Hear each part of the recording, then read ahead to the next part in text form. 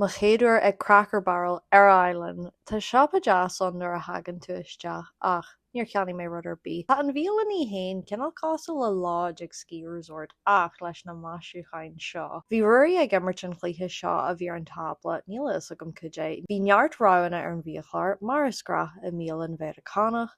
Dúirtí mé macha mar bhí tursa orm, bhí sé blasta agus is bralam an cop an ard. Dúirtí ruairi steak agus clochain agus grits, dúirtí mise an chicken, mac and cheese, prátaí go súlach, bhleais mé na grits ar dús agus bhí siad millteannach. Bhí mé ag súil go mór leo ach bhí GMA orm. Ach, nuair a chur mé saolann agus peabar orthu, bhí siad a bhád níos fearr. Why did that help so much? Prátaí agus súlach, blasta, mac and cheese, níl mé rá hóca le mac and cheese, ach it's growing on me ach bhí an cionn seo rá bhilis. Bhí an chicken ceart go leor ach ní raibh mór an blastain ar an chracan. Bhleais mé clochan agus an steak den Sky ba cheartú é sin a aisle, dúirtí muid an císte seaclaide Coca-Cola seo ach ní raibh blas Coca-Cola air.